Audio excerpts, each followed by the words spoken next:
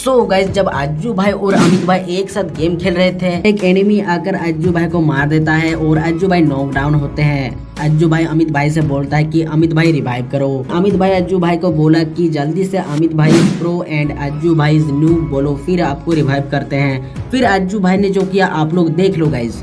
आके ठोक देगा, रिवाइव दो ना अमित भाई फटाफट। बोलो अमित भाई तुम प्रो, मैं नूब बोलो। अज्जू भाई नूब, अमित भाई प्रो, कर दो रिवाइव।